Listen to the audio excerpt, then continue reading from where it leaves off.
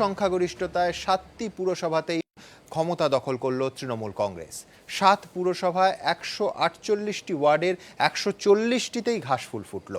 CPM আর কংগ্রেসকে ফলাফলে অন্তত খুঁজে পাওয়া মুশকিল হলো। দুর্গাপুর, হলদিয়ায় যেখানে বাম এবং কংগ্রেসের কিছুটা জমি ছিল, সেখানেও যে তাদের পায়ের তলার মাটি দ্রুত সরছে সেটা স্পষ্ট করলো আজকের পুরো ভোটের ফল। উল্টো দিকে বিরোধীরা বলছেন যেভাবে নজিরবিহীন রিগিং হয়েছে তাতে এই রেজাল্ট সম্পূর্ণ মূল্যহীন। এই কাটাছেঁড়া শুরু করার আগে আসুন এক নজরে একবার দেখে নিই 7 পুরসভার ফলাফল। দেখুন, পুরো ভোটে এবার 7-এ 7 তৃণমূল। উত্তর এবং দক্ষিণবঙ্গ মিলিয়ে যে 7টি পুরসভায় ভোট হলো তার সবকটিই গেল জোড়া ফুলের দখলে। 7টির মধ্যে 3টি পুরসভায় সবকটি ওয়ার্ডে জয়ী তৃণমূল। উল্টো দিকে হাতে গোনা কয়েকটি জায়গায় খাতা খুলল বিজেপি, কিন্তু সিপিএম কংগ্রেস খাতা পর্যন্ত খুলতে পারল না 7 পুরসভায়। বিপুল জয় উচ্ছ্বসিত মমতা বন্দ্যোপাধ্যায়ের প্রতিক্রিয়া, এই জয় মানুষের জয়। যারা লম্পজম্প করছিল তৃতীয়, চতুর্থ, পঞ্চম স্থানের জন্য, তারা 0.01% ভোট পেয়েছে, একটা দুটো আসনও পায়নি। মা মাটি মানুষের কাছে কৃতজ্ঞ, জয় মানুষের। বীরভূমের নলহাটি পুরসভায় 16টি ওয়ার্ডের মধ্যে 14টিতে জিতেছে তৃণমূল। এখানে বাম কংগ্রেস জোট হয়েছিল, তারপরও বামেরা জিতেছে মাত্র একটি আসনে। আসনটি পেয়েছে ফরওয়ার্ড ব্লক। কংগ্রেস একটিও আসন জিততে পারেনি। বিজেপির হাতও খালি। বীরভূম থেকে এবার নদিয়ার কুপার্স ক্যাম্প, 12 আসনের এই পুরসভায় 12টি আসনেই জয়ী তৃণমূল। এখানে বাম কংগ্রেসের জোট হয়নি, দুদল একটিও ওয়ার্ডে জিততে পারেনি। বিজেপির ঝুলিও শূন্য। একই অবস্থা পূর্ব মেদিনীপুরের হলদিয়া পুরসভারও। 2012 সালে এই পুরসভায় বামেরা জিতেছিল, পরে দখল নেয় তৃণমূল। এবার হলদিয়া পুরসভার 29টি ওয়ার্ডের সবকটিতে জয়ী তৃণমূল। এখানে 18টি আসনে বাম কংগ্রেসের সমঝোতা ছিল, যদিও কোনো আসনেই তারা জিততে পারেনি। বিজেপির ঝুলিও শূন্য। এই জেলার পাঁশকুড়া পুরসভাতেও তৃণমূলের ঝড়ের সামনে কার্যত খড়কুটোর মতো উড়ে গিয়েছেন বিরোধীরা।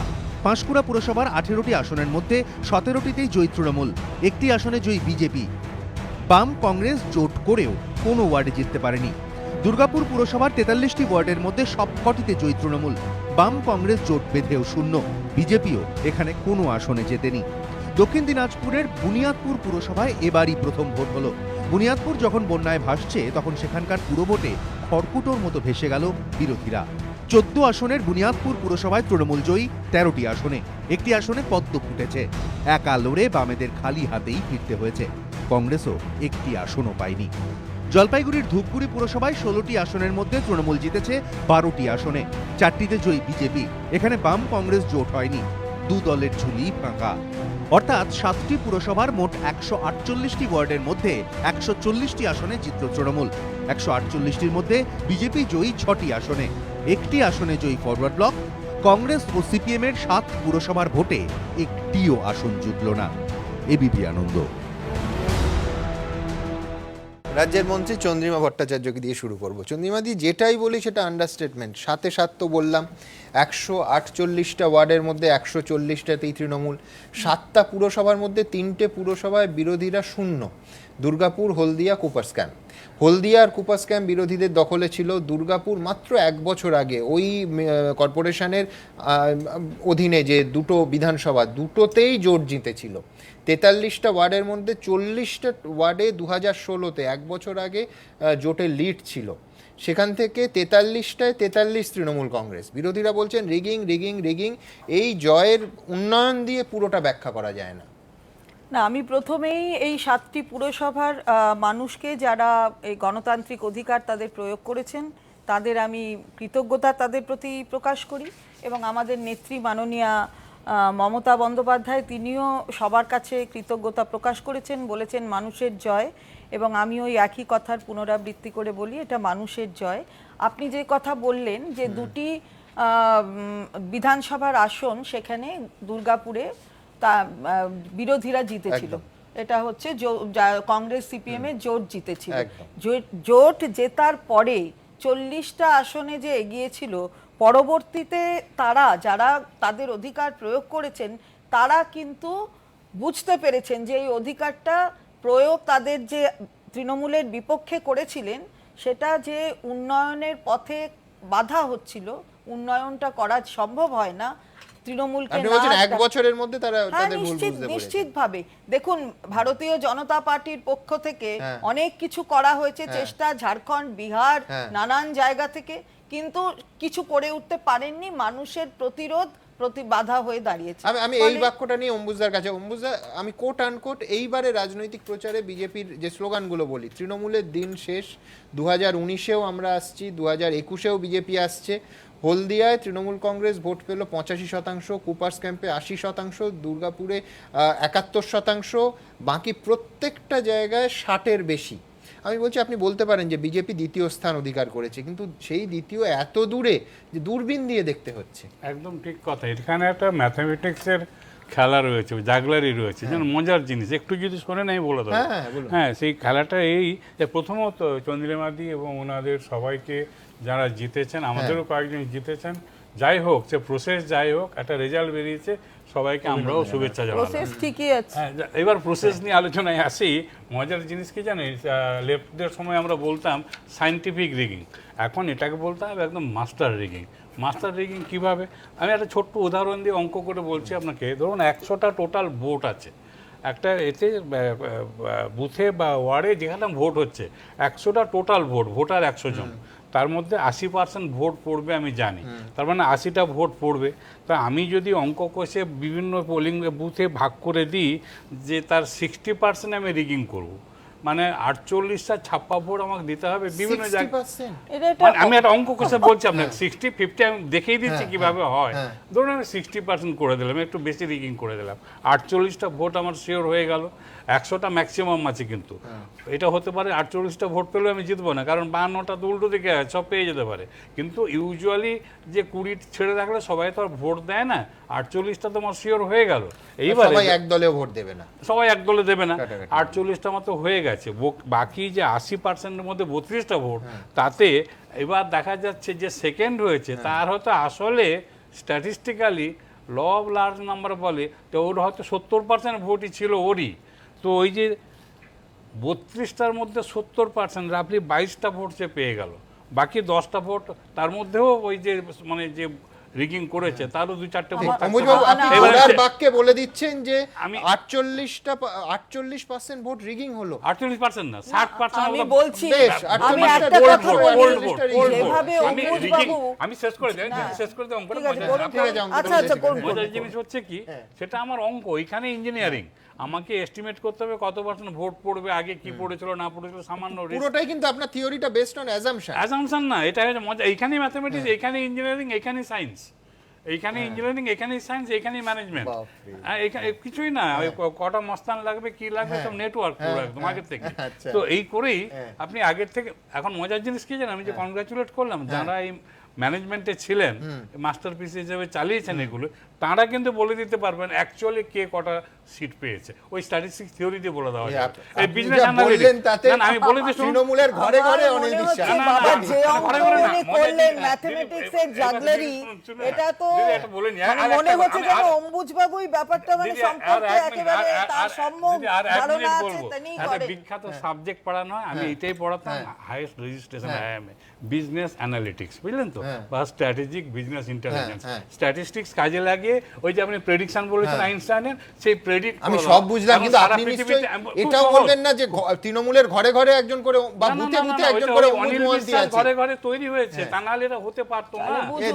তাহলে তো মানে এইটা বলুন যে সংগঠনটা নেই, ইচ্ছা করলেই যে 19-এ আসবেন, ইচ্ছা করলেই যে আপনি 21-এ ক্ষমতায় চলে আসবেন, আপনার অঙ্কটা করতে গেলে কিন্তু সংগঠনটা লাগবে। দিবা স্বপ্ন, এই স্বপ্নটা আপনার নেই। আগে কিন্তু আপনার এই স্বপ্নটা বেকার, ছেড়ে দিন স্বপ্নটা। কি লাগে জানেন, কিসের সংগঠন? এতে লাগে মানি পাওয়ার, মাসেল সেটা পাওয়ার, আপনার কম, শুনুন না, মানি আমাদের পাওয়ার, বেশি। মাসেল পাওয়ার, মিডিয়া পাওয়ার, এই পাওয়ারগুলি লাগে। মিডিয়া আমাদের কি করেছে? না না, মিডিয়া কিছু করেনি, মিডিয়া তাহলে না, আবার কিন্তু আপনি বলুন যে এরকম তো হওয়ার কথা ছিল, তাহলে যে ধরুন 2016 কয়েকটা জায়গায় আমরা দেখেছিলাম যে সাধারণ মানুষ বলছেন যে আমরা ভোট দিতে পারি। আপনি যে পার্সেন্টেজটা বলেন, আমি বলছি উত্তরটা বলি, হ্যাঁ বলুন। উত্তরটা খুব সুন্দর প্রমাণ। একটা আপনি সিলেক্ট কিছু মানে কনস্টিটিউয়েন্সিতে আপনি সেন্ট্রাল ফোর্স দিয়ে ইলেকশন করান প্যারালালি, তাহলেই বোঝা যাবে কি কত কত মানে কত ধানে কত চাল বা দুধে কতটা জল আছে। আচ্ছা, আমি সেন্ট্রাল বলি, স্টেট এই যে- ইলেকশন কমিশনে না, না, হয়তো না, অম্বুজবাবু এই যে হ্যাঁ, central এটা কি- force তাহলে আমি আপনারা বলি, agree করুন, এই সবাই যে agree করুন, সবাই agree করুন। পার্লামেন্টের যে হ্যাঁ। ইলেকশন হয়েছিল হলদিয়াতে, হ্যাঁ। সেখানে যদি দেখেন তাহলে কিন্তু তৃণমূল শুভেন্দু অধিকারী যে ভোট জিতেছিল তমলুকে আর কি, তার থেকে দ্বিগুণ ভোটের ব্যবধানে জিতেছে দিব্যেন্দু অধিকারী। দিদি, আমি তাহলে কি constant- সেন্ট্রাল আমি ফোর্স contest তখন করেছিলাম। ছিল দিদি, না? আমি বল-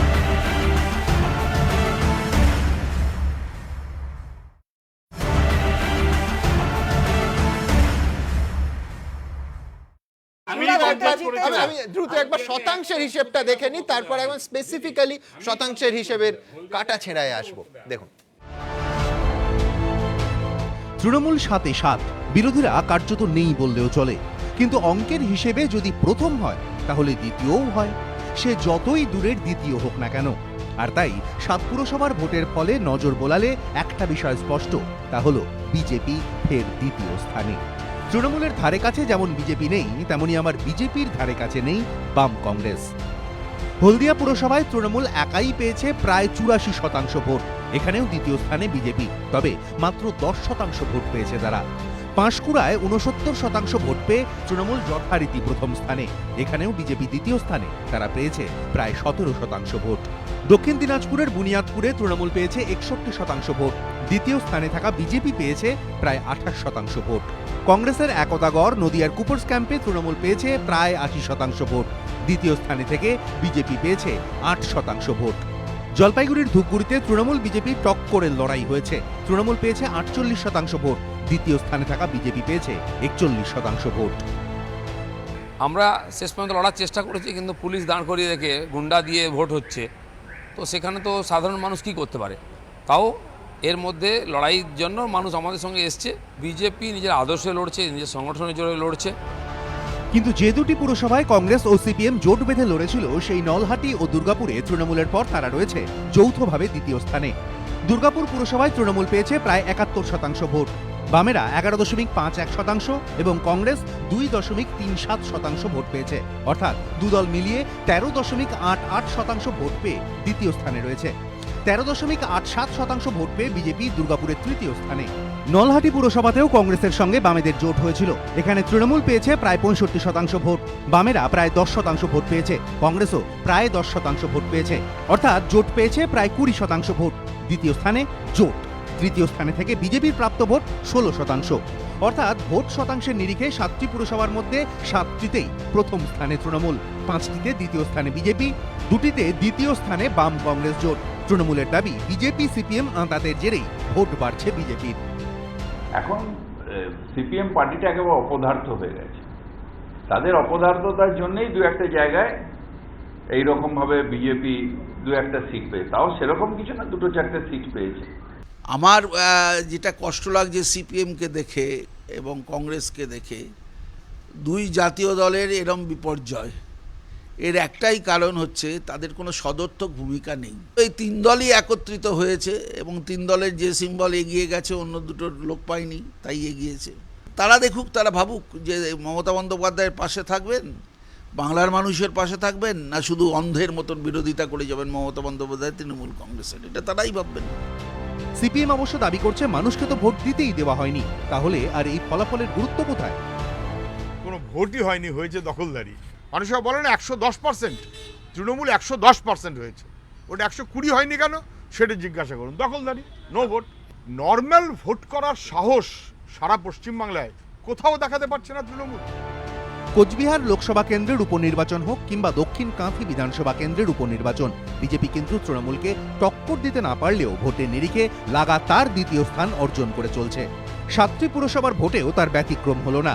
তাই যেভাবে বিজেপির ভোট বাড়ছে আর বাম কংগ্রেসের ভোট কমতে কমতে কার্যত শেষের পর্যায়ে চলে যাচ্ছে, তাতে এই দুই দল আর কোন উপায় সংগঠন বাঁচাবে, সেটাই এখন রাজনৈতিক মহলে বড় প্রশ্ন হয়ে দাঁড়িয়েছে। আশাবুল হোসেন ও কৃষ্ণেন্দু অধিকারী, এবিপি আনন্দ। বিশ্বনাথবাবু, বিশ্লেষণ তো পরে, ফ্যাক্টে যদি আসি তাহলে সাম্প্রতিককালে কোনো নির্বাচনে কোনো রাজনৈতিক দল এত বিপুলভাবে জিততে পারেনি। যেখানে মানে হায়েস্ট 60%ও ভাবা যায় না, সেখানে এখানে লোয়েস্ট 60% আপ। শাসক দল, আমরা সারা দেশে যেটা দেখি, যত বছর শাসন ক্ষমতায় থাকে প্রকৃতির নিয়মেই তার জনপ্রিয়তা কমে এবং নির্বাচনে ভোটের শতাংশটাও কমতে থাকে। তৃণমূলের ক্ষেত্রে কিন্তু প্রত্যেকটা পরপর নির্বাচনে ঠিক তার উল্টো হচ্ছে, ভোটের শতাংশ বাড়ছে। দেখুন, ভোটের শতাংশ বাড়লে আমার কোনো আপত্তির জায়গা ছিল না, বরঞ্চ উন্নয়নের জায়গাটা ওনারা যেটা দাবি করেন সেটা এস্টাবলিশড হতো। কিন্তু ভোটের আগে পরে যে হিংসাগুলো হচ্ছে, অর্থাৎ প্রচার পর্বে একটা হিংসা ধারাবাহিকভাবে দেখতে পাচ্ছি, এবং ভোটের দিন ধারাবাহিকভাবে সমস্ত মিডিয়া মানে সকাল থেকেই ছবি দেখাতে শুরু করে, কোথাও বোম পড়ছে তো কোথাও ভোটার বুথে যেতে পারছে না। এই ছবিটা তৃণমূলের কাছে কতটুকু গৌরবের?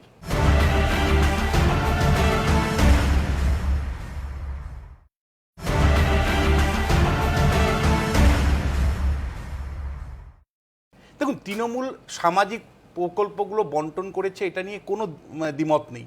একটা প্যাটার্ন ক্লায়েন্ট রিলেশনশিপ তৈরি হয়েছে ভোটারদের সাথে, এটা আমি দ্ব্যর্থহীন ভাষায় আপনার স্টুডিওতে বারবার বলি।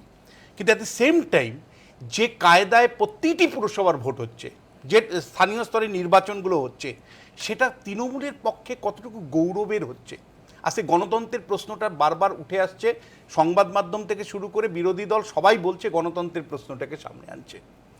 আজকে আপনি আমায় বলুন, তৃণমূল কংগ্রেস গণতন্ত্রের প্রশ্নটাকে সামনে নিয়েই তো নরেন্দ্র মোদীর বিরুদ্ধে লড়াই করছে। নরেন্দ্র মোদীর বিরুদ্ধে সর্বভারতীয় স্তরে যখন তৃণমূল লড়াই করছে, প্রশ্ন সামনে রেখেই তো বাম সরকারকে 2011 সরিয়েছিল। নরেন্দ্র মোদীর বিরুদ্ধে আমি সর্বভারতীয় স্তরে গণতন্ত্রের প্রশ্নে রক্ষার প্রশ্নে আমি লড়াই করব, আর নিজের রাজ্যে গণতন্ত্র থাকবে না। চ্যারিটি বিগিনস অ্যাট হোম, আমার নিজের গৃহ থেকেই শুরু হওয়ার কথা। আজকে এই প্রশ্নটা কিন্তু তৃণমূলেরকে বারবার বিঁধবে যে আপনার রাজ্যে গণতন্ত্র কতটুকু আছে। কেন বিরোধীরা বারবার অভিযোগ তোলে যে ভোট ঠিক মতন হয় না, এখানে ভোটাররা ভোট দিতে পারে না। যে প্রশ্নটা ইম্পর্টেন্ট, আমি এখনও বলছি যে তৃণমূলের মেজরিটি মানুষের সমর্থন তৃণমূলের পক্ষে আছে। আমি একজন অ্যানালিস্ট হিসেবে বলতে চাই খুব পরিষ্কার করে, আজকে 50% ভোট পাওয়ার কথা আপনার, সেই ভোটটা যারা 80% উঠিয়ে দিচ্ছে তাদেরকে সামলাতে পারবেন তো? তারা পরে আপনার দখলদারি রাজনীতিতে ঢুকবে না তো? তাদের জন্য মুখ্যমন্ত্রীর বার্তা দিতে হবে না তো যে আপনারা তোলাবাজি করবেন না, আপনারা সরকারের ভাবমূর্তি নষ্ট করবেন না? অর্থাৎ আজকে যারা আপনার ভোট ব্যাংকটাকে 50 থেকে 80%, 85% নিয়ে যাচ্ছে, তাদেরকে সামলানো কিন্তু খুব কঠিন হয়ে যায়, সরকারের ভাবমূর্তি ধাক্কা খায়। ধরুন আমি আপনাকে বলছি, হলদিয়া পুরসভা কোন জাদু বলে আপনি আমায় বলুন 84.74% ভোট পেতে পারে? কোন জাদু বলে? মানে আমাদের পোলারাইজড যে রাজ্য, যেখানে রীতিমতন তৃণমূলের একজন মানে সিপিএম একজন বিধায়ক আছে, বিজেপির এখানে প্রাধান্য আছে সামান্য হলেও, তাহলে কোন জাদু বলে 84%, 85% ভোট আপনি পেলেন? আমি পুরনো রেকর্ডগুলো দেখছিলাম, বাম আমলে এমন কোনো পুরসভা আমি পাইনি যেখানে 85% ভোট কিন্তু বামেরা পেয়েছে। তখন 70-75% ভোট পেলে আপনারা রেরে করতেন যে বামেরা ভোট লুট করে নিয়ে চলে গেল। তা আপনার ক্ষেত্রে একই তো প্রশ্নটা আসবে, আপনি এর উত্তর কি দিবেন? আপনি পাঁশকুড়াতে 69% ভোট পাচ্ছেন, আপনি কুপাস ক্যাম্পে 80% ভোট পেয়ে জিতছেন, মানে শিল্প অঞ্চল দুর্গাপুরে যেখানে দুজন বিধায়ক বিরোধী দলের, সেখানে আপনি 72% ভোট পেয়ে জিতছেন। এই ছবিটা কতটুকু গণতান্ত্রিক ছবি? আমি একটা প্রথমেই বলি, উনি বললেন যে হিংসা আগে হিংসা পরে, এবং হিংসা আগে হিংসা পরে আপনি তো বললেন 148টা আসনে ভোট হয়েছে, তো এই 148টা আসন 150টা 7টা পুরসভায় 150টা ওয়ার্ড, 148টা না, একটা 148টা আসন, ঠিকই তো বলছি, 148টা ওয়ার্ডে ভোট হয়েছে। কোন জায়গায়, মানে কতগুলো জায়গায়, এর মধ্যে কতগুলো জায়গায় হিংসা এই ধরনের হয়েছে? আপনি এমনভাবে বিশ্বনাথ বাবু বললেন যেন মনে হচ্ছে প্রত্যেকটা 7টা পুরসভায় একদম সাংঘাতিকভাবে। আমি আনন্দবাজারটা শুধু করে দিব, যাই হোক, আপনি শুনে আতঙ্কিত হবেন। আনন্দবাজার রিপোর্ট যেভাবে বেরিয়েছে, শুধু আনন্দবাজারটা দেখলে আপনি বুঝতে পারবেন, যেখানে উইদিন কোড বলা হচ্ছে যে গিয়ে দেখলাম বুথের মধ্যে যে কয়েকজন মিলে কতটা বলেছে আমি জানি না, এবং সেখানে একটা প্রসিজার আছে যে ফিগারটা, না এই জয়ের মার্জিনটা এত বিপুল না হবার কারণ কি? না হবার কারণ কি? না পক্ষে বলছেন না, না পক্ষে বলেন না। শুনুন বিশ্বনাথ বাবু, আপনি পরোক্ষভাবে আমাকে পক্ষে বলছেন না, পরোক্ষভাবে বিপক্ষে বলছেন। আপনি ধূপগুড়ির দিকে আসুন, আপনি ধূপগুড়ির ফলাফলের দিকে আসুন। ধূপগুড়ি রিলেটিভলি সবচেয়ে কম কমপ্লেইন হয়েছে, প্লিজ একটু ধূপগুড়ি ধূপগুড়িতে সবচেয়ে কম কমপ্লেন হয়েছে, ইলেকশন কমিশনের কাছে সবচেয়ে কম কমপ্লেন পড়েছে ধূপগুড়ি থেকে। আপনারা 48% ভোট পেয়েছেন, বিজেপি 41% ভোট পেয়েছে, একটা এবং 12টা সিট আপনারা পেয়েছেন, 16টা সিটের মধ্যে 4টা বিরোধীরা পেয়েছে। একটা ডেমোক্রেটিক চেহারা, আপনি আর যে এটা আপনার অগণতান্ত্রিক চেহারা। কেন এই চেহারাটা লজ্জার চেহারা, কখনোই এটা গৌরবের চেহারা লজ্জার নয় দিদি, কখনোই এটা গৌরবের চেহারা অগণতান্ত্রিক নয়। কিংবা আজকে লজ্জার ক্ষমতায় চেহারা আছেন, আপনি বলে নয়, যাচ্ছেন। কখনোই নয়, সেদিন কখনোই না। CPM ও একই কথা ক্ষমতায় বলতো। এসেছি আমরা, মানুষের তারা যেভাবে সমর্থন জানিয়েছেন এবং জানাচ্ছেন, আমি তো আমার নিজের ইলেকশন দেখে বুঝেছি। আমি আমার ইলেকশন আরে EVM এর বোতাম টিপছে একজন লোক, কি বলছেন? কোনো ভোটার না, EVM এর বোতাম টিপছে একদল লোক। বিক্ষিপ্ত ঘটনা দিয়ে এটা- পুরোটা বলবেন না। আমি বলছি, কোনো বিক্ষিপ্ত লোকসভা ঘটনা দিয়ে লোকসভা বলবেন ভোট না। দিতে পারে না। এবং ধরুন না, হলদিয়া, আমি এখানে কোনো- বলি, ধরুন হলদিয়ার যদি চেহারা দেখেন আজকে, না আছে রাস্তাঘাট, কোম্পানি উঠে যাচ্ছে, দুর্বিষহ খারাপ অবস্থা। সেটা কে তা আমি- বিধায়কটা না, কে না, আছে? বলি শুনুন, তাহলে কি ঘটলো এমন? হলদিয়া তো ঘটলো এইটাই, আমি বলি শেষ করে ঘটলো দিদি এইটাই, বলিনি, আগে 11টা দিদি আসন বলেনি, ছিল আমাদের মানে হলদিয়ায়, পৌরসভা এখন এখন 29 মানে আপনার হচ্ছে তৃণমূলের। হলদিয়ার চরম দুরবস্থা, তৃণমূলের কদিন? স্মার্ট সিটি হলদিয়া হতে পারেনি, তাহলে মানুষের আনন্দিত হওয়ার কোনো জায়গা ছিল না, কোনো জায়গা ছিল না। তৃণমূলের হাতে কদিন টিভিতে যা গেছে? দেখা গেছে, আমি বলছি, তৃণমূলের। এটা চন্দ্রিমাদি যেটা বললেন যে টিভিতে যা দেখা গেছে মানে পর্দায়, আর পর্দার পেছনে যা যা হয়েছে, আমরা পর্দায় যা দেখা যায় সেটা সাধারণভাবেই কম হয়। আপনার- পর্দার পেছনে যেটা আমি হয়েছে, একটু না বলে আমি পারি না বললাম যে যে আপনার ভয়ঙ্কর বলা জিনিস, সাজে না, যে আমি এই কারণে আপনার বলছি বলা সাজে না, যে বেড়াল তপস্বী এবার- হয়েছেন এবার- থাকুন, এবার বেড়াল হচ্ছে যে এই তপস্বী হয়ে অভিযোগটা থাকুন, উঠছে আপনার বলা সাজে না, যে পরীক্ষায় আমরা কোনো ছোটবেলা থেকে মতেই জেনে বলা এসেছি, সাজে না। যে মাস্টারমশাই পরীক্ষায় টুকতে বারণ করতেন একটাই, যে পরীক্ষার স্যানিটিটা নষ্ট হয়। ফলে আজকের যে পরীক্ষা হচ্ছে, তাহলে সেই পরীক্ষায় কে ফার্স্ট হলো, কে সেকেন্ড হলো, কে থার্ড হলো, মূল্যহীন একটা পরীক্ষা। কারণ আসলে পরীক্ষার যে বেসিক স্পিরিট সেটা ভিসিয়েটেড হয়েছে, এবং ভিসিয়েটেড হচ্ছে এখানে। এবার চন্দ্রিমাদিরও আমি বললাম মাস্টারমশাইয়ের ভূমিকা নিয়ে প্রশ্ন আগেও আমি বলছি যে অস্ত্র ভান্ডার, আবার অস্ত্রের ভান্ডার, ওটা আমি আপনি বলছি যেটা আপনার তৈরি আয়নায় হয়েছে, আপনার মুখ যে দেখছেন। আপনার আয়নায় আমার আপনার একটাই মুখ পুত্র নিজে কুটির আপনি শিল্পের দেখছেন। আমি আসছি। সেই অস্ত্র ব্যবহৃত হয়েছে। পার্থবাবু, আপনি যে স্কুলের কথা বললেন, সেই স্কুল, কলেজ, ইউনিভার্সিটি তো আপনারাই খুলেছিলেন। হ্যাঁ, না, কিন্তু এই স্কুল কলেজ ইউনিভার্সিটি খোলেননি যেখানে দাঁড়িয়ে স্বাধীনতা দিবস উদযাপন করতে বলছেন, তার 48 ঘন্টা আগে একটা ভোট হচ্ছে, তার 48 ঘন্টা বাদে ভোটের একটা ফল বেরোচ্ছে, আপনি পতাকা তুলে বলছেন আপনি স্বাধীন হচ্ছেন, এই বোধ নিয়ে আসুন। আর মানুষ স্বাধীনভাবে ভোট দিতে বুথ পর্যন্ত যেতে পারছে না, তার আগের দিন রাতে হুমকি, সেদিন হুমকি, আপনি ভোট দিয়ে আসার পরে হুমকি। আপনি বলছেন, আমি বলছি তো আপনি যে এই বলছেন। অভিজ্ঞতা থেকেই তো মানে বলবো। আর আমি মনে বলবো নেই, যে আমি কি বলছি হয়েছে কি যে- হয়নি। আমি মানুষ আসছি, ভোট আমি দিতে পারেনি, হাত এই পাত বদলতে আসছি। তার আগে সিপিএম এবং কংগ্রেস তাদের ফলাফল আজকে কি পেলাম আমরা, কি সামনে এলো আমাদের, সেই ফলাফলটা দেখব। তৃণমূলের মোকাবিলায় 2016 সালের বিধানসভা নির্বাচনে সমঝোতা করেছিল বাম কংগ্রেস, কিন্তু ধাক্কা খায় তাদের সেই স্বপ্ন। বছরখানেক পরে রাজ্যের 7 পুরসভার ভোটেও ফের ধাক্কা। 7 পুরসভার ভোটে কোথাও ঘোষিত সমঝোতা ছিল, কোথাও আবার অলিখিত জোট, কিন্তু সব জায়গাতেই বড়সড় বিপর্যয়ের মুখে পড়তে হলো কংগ্রেস সিপিএমকে। হলদিয়া পুরসভার 18টি ওয়ার্ডে দুদলের আসন সমঝোতা হয়েছিল, কিন্তু একটিও আসন পায়নি বাম কিংবা কংগ্রেস। যদিও 2016-এ যখন রাজ্য জুড়ে মমতা ঝড়, তখনও এই হলদিয়াতেই 21,493 ভোটের ব্যবধানে জিতেছিলেন সিপিএম প্রার্থী তাপসী মণ্ডল। কিন্তু 2 বছর কাটার আগেই সেই সিপিএম বিধায়কই এবার পুরো নির্বাচনেও প্রতিদ্বন্দ্বিতা করেন। দেখা গেল 8 নম্বর ওয়ার্ডে কাউন্সিলর পদে লড়া সিপিএম বিধায়কের ঝুলিতে এসেছে মাত্র 108টি ভোট। রাজনৈতিক লড়াই, রাজনীতিগতভাবে একটা দল জোর করে বুথ দখল করে আমাকে হারিয়েছে। সিপিএম দাবি করছে ভোটই তো হয়নি, তাহলে আবার ফল কিসের? উদাহরণ হিসেবে একাধিক ওয়ার্ডের ফলকে অস্বাভাবিক হিসেবে খাড়া করছে তারা। যেমন হলদিয়ার 17 নম্বর ওয়ার্ডে তৃণমূল একাই পেয়েছে 4,891টি ভোট, অথচ বিরোধীদের মিলিত প্রাপ্ত ভোট মাত্র 32। সিপিএম বলছে এটা প্রতীকী প্রহসন মাত্র, আর তৃণমূল দাবি করছে এটাই জনাদেশ। মানুষ ওদের সাথে ছিল না, কারণ ওদের অভিযোগের জায়গায় ওরা রেখেছে। স্বাভাবিক কারণে মানুষ যদি আমাদের 85% ভোট দেয়, মানুষের আশীর্বাদ যদি আমরা পাই, মমতা বন্দ্যোপাধ্যায়ের উন্নয়নের ধারাকে যদি মানুষ অব্যাহত রাখার জন্য আমাদের সমর্থন জানায়, সেক্ষেত্রে তো আমাদের বলার কিছু নেই। 2016 সালের বিধানসভা নির্বাচনে হলদিয়ার মতো দুর্গাপুরেও জোটের জয় জয়াকার হয়েছিল।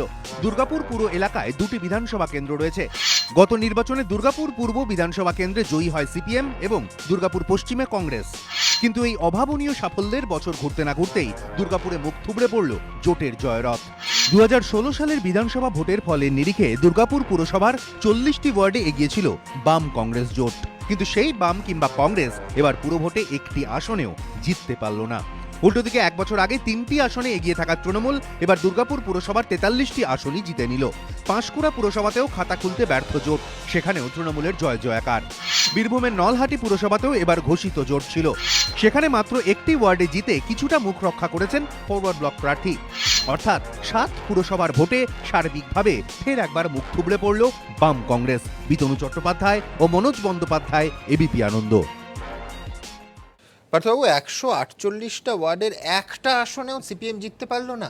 মানে ফরওয়ার্ড ব্লক তারা, আমি ধরে নিচ্ছি আপনার কথায় যে মারাত্মক রিগিং হয়েছে, ফরওয়ার্ড ব্লক তারাও তো একটা সিটে জিততে পেরেছে, বিজেপি 6টা সিটে, একটা সিটে নির্দল। আমি বলছি যে সিপিএম পেলো না, মানে কার্যত আপনারা ময়দানেই নেই।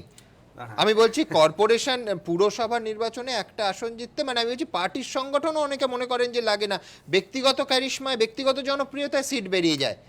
সেখানে আপনার এই সমস্ত আর্গুমেন্ট যদি ঠিক বলেও ধরে নিই, তাহলে বুঝে নিন যে কোন অবস্থায় পৌঁছেছে যে লেফট ফ্রন্ট এবং কংগ্রেস যে জোট আপনি বললেন যে গত বিধানসভা নির্বাচনে দুর্গাপুর এবং হলদিয়ায় জেতা আসন এবং সেখানে যে শতাংশ ভোট পেয়েছে, সেখান থেকে দাঁড়িয়ে হচ্ছে যে আজকে যে অবস্থায় পৌঁছালো এই পৌরসভা ভোটে।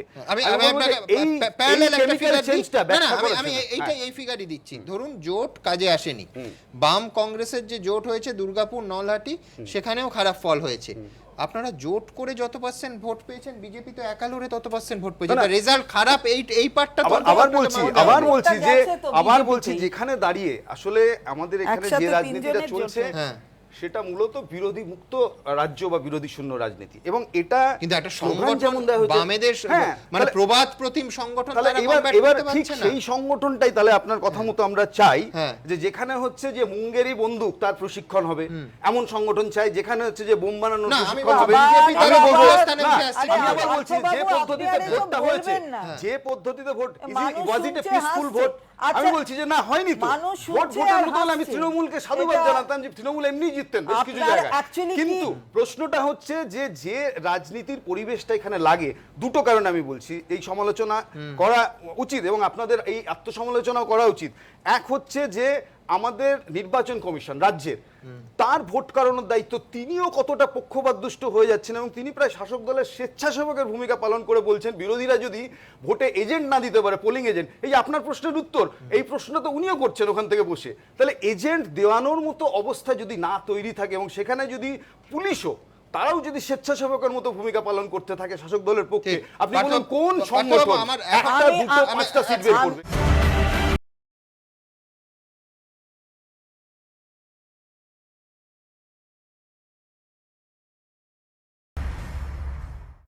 আমার একটাই প্রশ্ন, সেটা হচ্ছে ধূপগুড়িতেও তো 48 আর 41-এর ফারাক। আমি বলছি বিজেপির সঙ্গে তৃণমূলের, বিজেপি তো দ্রুত দ্বিতীয় স্থানটায় উঠে এলো, তো সেই জায়গায় তো বামেরা পাচ্ছে না। আমি বললাম যে বামেরা তো প্রথম স্থানে থাকার কথা হচ্ছে যে আপনার দুর্গাপুর, আমি বলছি রিগিংটা শুধু বামেদের বিরুদ্ধে হয়েছে, বিজেপির বিরুদ্ধে হয়নি, এটা তো আপনি বলতে পারবেন না।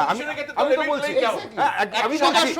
আবার সেই বিশেষত যে ক্ষেত্রে জেনারেল ট্রেন্ডটা নিয়ে যদি আমরা আলোচনা করি, কোথায় কে একটা স্থানীয়ভাবে দুটো বেশি পেয়েছি, দুটো কম, কিন্তু সাধারণ যে পরিসংখ্যান আপনি দিচ্ছেন, কিন্তু সাংগঠনিক দুর্বলতাটা ধরবেন না। না, সাংগঠনিক দুর্বলতা যদি থেকেও থাকে, দ্যাট ডাজন্ট জাস্টিফাই যে এই রেজাল্ট। অর্থাৎ তার মানে তুমি বলছি আমার হাতে আমার হচ্ছে যে সাংগঠনিক দুর্বলতা থাকা মানে অর্থাৎ আপনাকে সাংগঠনিকভাবে আপনাকে বাইক বাহিনী, আপনাকে সাংগঠনিকভাবে সেই বাইক বাহিনী রেডি করতে হবে, সেই পাইপ গান লাগবে যার মধ্যে দিয়ে আপনি ভোট করাতে পারবেন। ভোট করানোর যার দায়িত্ব, আমি আপনাদের টেলিভিশন চ্যানেলই দেখছিলাম সেদিন, বাইক নিয়ে যারা এসছে ছেলেরা, তারা হচ্ছে বলছে ওই মাংস রান্না হচ্ছে, লুচি রান্না হচ্ছে, তার পাশে বলছে আপনারা কারা, বলে আমরা ভোট করাতে এসেছি।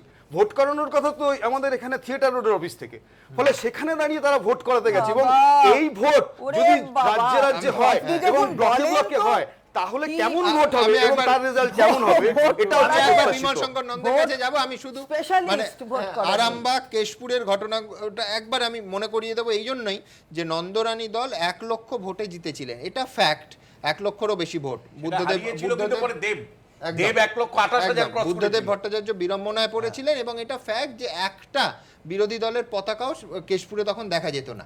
আমি বলছি ইতিহাস এতটা নির্দয়, আরামবাগ বলুন কেশপুর বলুন, যেখানে সব থেকে বেশি সিপিএম এর হেজিমনি ছিল, বাঁকুড়া, পুরুলিয়া, পশ্চিম মেদিনীপুর, আজকে সিপিএম সব থেকে বেশি সাংগঠনিকভাবে দুর্বল সেই জায়গাগুলো। না, আমি পুরোপুরি একমত। প্রথম কথা, আমি পশ্চিম মেদিনীপুরের মানুষ, সুতরাং ওই ভোটগুলো আমি জানি, মনে করি দিতে হবে না কি কি ঘটেছিল। আমার তো বয়স মোটামুটি একটু হয়েছে, আমি 34 বছরটা নিজের চোখে, তার আগেও কংগ্রেস আমলের কথা মনে আছে, সুতরাং সেগুলো আমি নিজের চোখে দেখেছি। আপনারা বিহারে সানলাইট সেনার কথা শুনেছেন, ইত্যাদিতে রণবীর সেনা, তো পশ্চিমবঙ্গে সিপিএম সেনা পশ্চিম মেদিনীপুরে পোষা হতো, হ্যাঁ সিপিএম সেনা ছিল, এবং তার দেখেছিলাম তো যার ভয়ঙ্কর ঘটনা ঘটে গিয়েছিল জঙ্গলমহলে, ওই নেতাই গণহত্যা ঘটেছিল। সুতরাং আজকে পার্থবাবু যাই বলুন, আমি যদি ঠিক পড়ে থাকি, ঠিক 3 দিন আগে দুর্গাপুরে ওনাদের খুব বড় নেতা বলেছিলেন আমরাও ভোটে রিগিং করেছি, কম করেছি, এখন একটু বেশি হচ্ছে। এই কথাগুলো সত্যি কোনো মানে হয় না, কোনো মানে হয় না। কারণ আমি একটা অন্যায় শিখিয়ে গেলাম, তারপরে সেই অন্যায় আমার দিকে ধেয়ে এলো, আমার বলার কোনো এখতিয়ার নেই, যার জন্য আপনি দেখবেন পশ্চিমবঙ্গের রাজনীতি থেকে সিপিএম দ্রুত উবে যাচ্ছে। এখন আর সিপিএম নেই।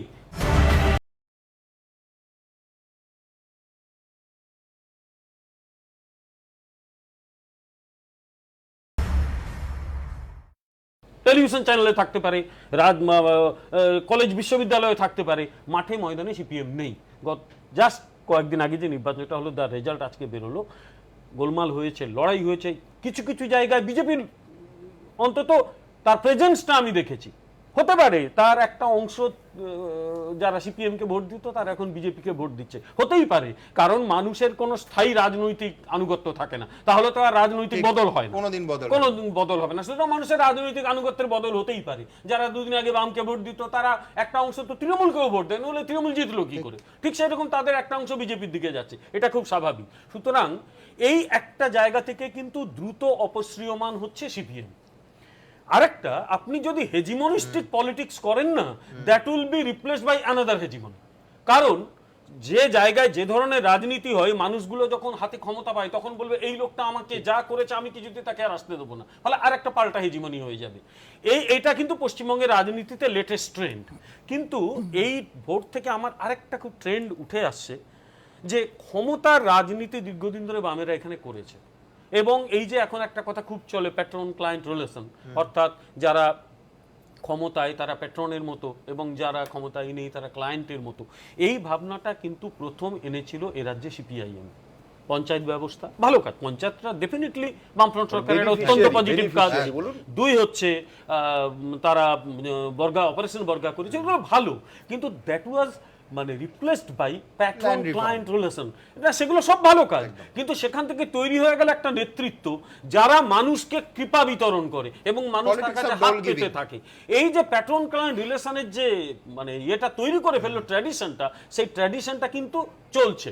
ফলে গ্রামের মানুষ কিন্তু খুব সহজে শাসক দলের থেকে দূরে সরে যেতে চায় না, কারণ শাসক দলের কাছে তার লাগে, ধরুন বন্যায় একটি রাজনৈতিক দল আপনার পাশে এসে দাঁড়িয়েছে, সে যে দলই হোক না কেন, আপনি যখন ভোট দেবেন তার কথা ভাববেন।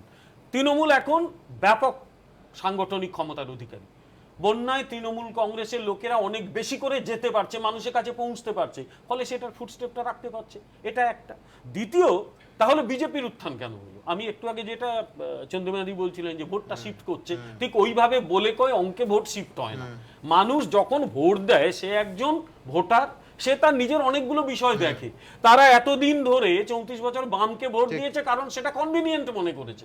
এবারে একটা অংশ তৃণমূলকে ভোট দিয়েছে, তারা মনে করছে বামকে আমি আর ভোট দেবো না। যারা তৃণমূল করবে না, পৃথিবীতে সবাই নিশ্চয়ই তৃণমূল করবে না, করা উচিত নয়, তাহলে আর গণতন্ত্র বলে কিছু থাকে না। তাহলে সেই লোকগুলো যাবে কোথায়? যারা মনে করছে যে তৃণমূল কংগ্রেসকে চাই না, তারা বিজেপিকে ভোট দিচ্ছে।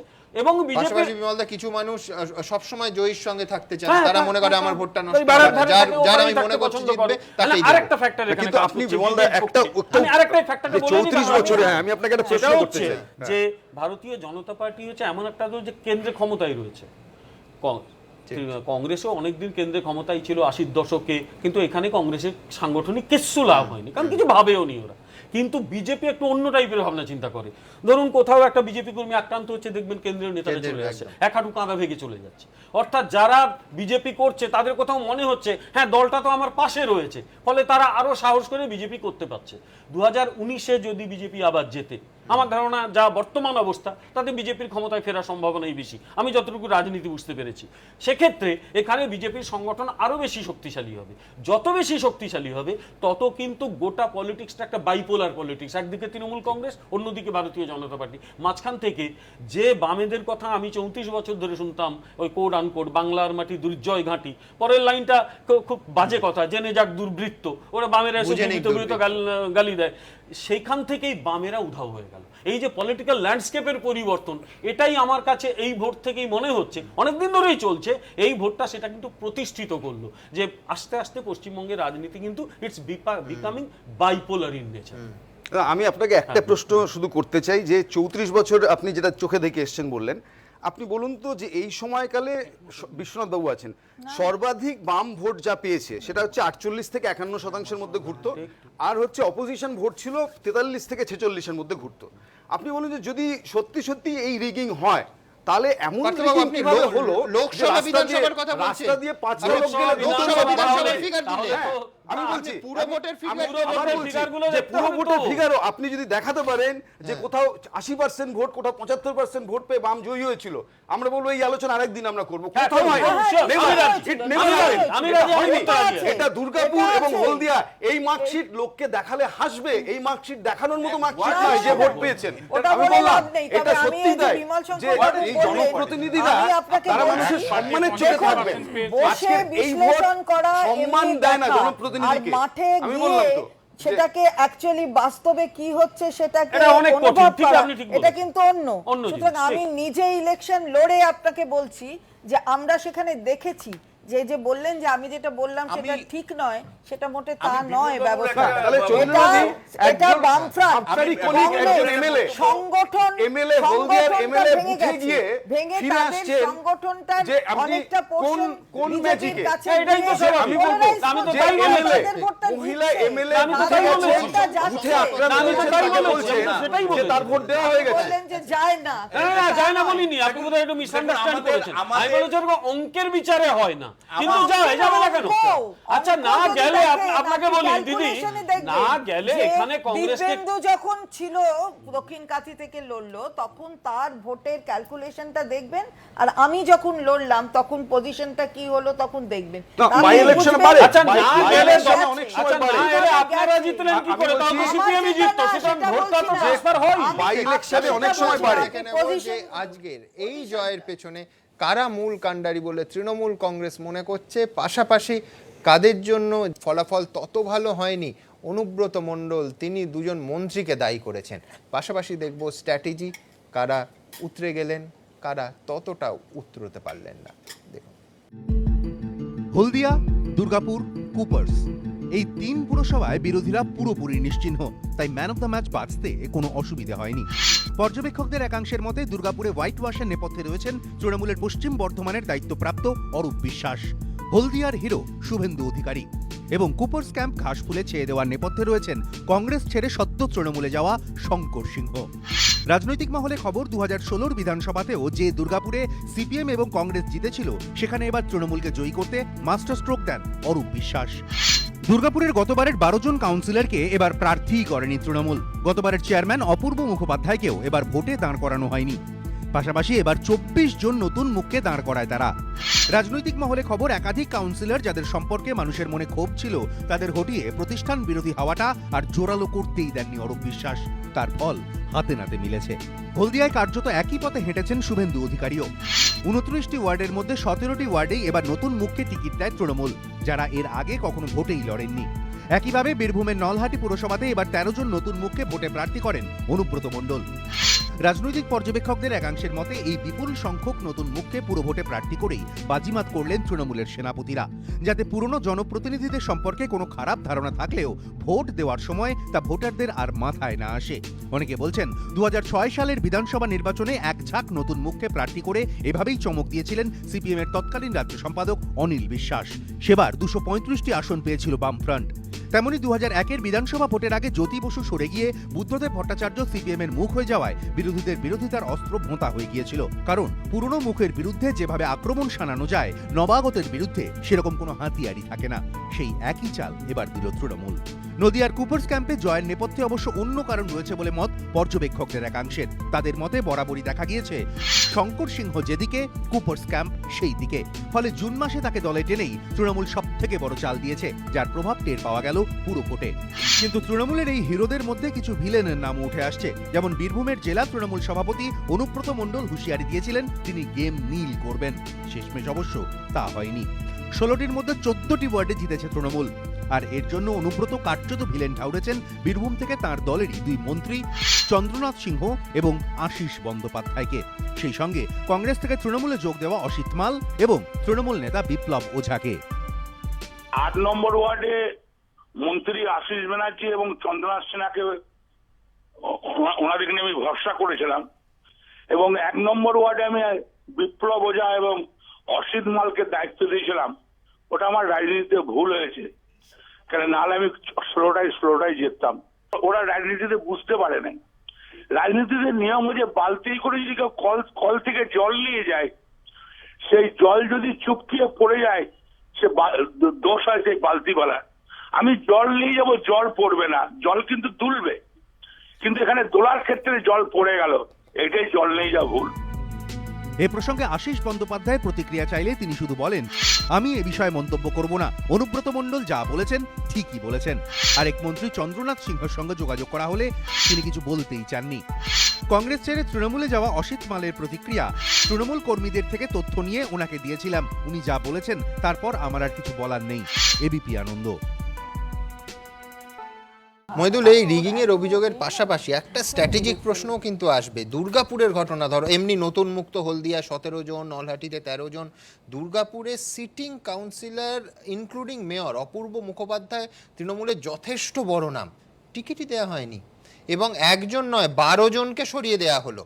আমি বলছি যে পাশাপাশি কোথাও এই স্ট্র্যাটেজি খুব ভেবেচিন্তে কি মাথা কাটিয়ে বের করা হয়েছে যে যাদের বিরুদ্ধে ক্ষোভ আছে বা কাজ নিয়ে ততটা স্বস্তি নেই, অ্যান্টি এস্টাবলিশমেন্ট একটা হাওয়া উঠতে পারে, তাদের সরিয়ে দাও। ঠিক যেটা করে 2006-তে অনিল বিশ্বাস 235টা আসন শুধু নয় 50.18% ভোট সেবার বামেদের ঝুলিতে গেছিল।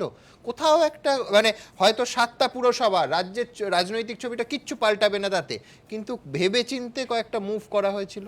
না, একদমই তাই। ইনফ্যাক্ট অ্যাকচুয়ালি তৃণমূলের বিরুদ্ধে যদি অ্যান্টি এস্টাবলিশমেন্ট যদি থাকে, সেটা লোকে বলে 6 বছর, কিন্তু আসলে তৃণমূল ক্ষমতায় এসেছিল রাজ্যে 2009 সালের লোকসভাতে। সেখানে বোঝা গেছিল যে তৃণমূল এসে যাবে। ফলে 2009 থেকে যদি আপনি দেখেন তাহলে মোটামুটি 8 বছর হয়ে গেছে। ফলে একটা অ্যান্টি এস্টাবলিশমেন্ট থাকতে পারে, সেই জন্য এই মুভগুলো নেওয়া হয়েছে। আমি এখানকার যে আলোচনার সঙ্গে আমি একটু ঢুকবো। একটা ইন্টারেস্টিং অঙ্ক আমার মনে পড়ছে। মুখ্যমন্ত্রী 21 জুলাই বলেছিলেন যে আগামী পঞ্চায়েত ভোটে 100-তে 100 পেতে হবে। তা আপনি যদি আজকের নির্বাচনের রেজাল্টে যদি দেখেন তাহলে কিন্তু ওয়ার্ড ভিত্তিক কিন্তু 100-তে 100 হয়নি, মানে 94% হয়েছে। কিন্তু আপনি যদি তৃণমূলের কোনো সমর্থক যদি থেকে যদি আপনি একটা উত্তর শুনতে যান যে বলে 100-100, তো অঙ্কটা তো ওরকম একটা জায়গা। দেখুন, এখানে আমার মনে হয় তৃণমূলের যে সমস্ত ইন্ট্রোস্পেকশনের কথাগুলো যেগুলো বলা হয় সেগুলো অবভিয়াসলি তৃণমূলের মতো করবে, কিন্তু আমার আজকে বিরোধীদের যে অবস্থাটা সেটা নিয়েও বিরোধীদেরও একটু ইন্ট্রোস্পেক্ট করা উচিত বলে আমার মনে হয়।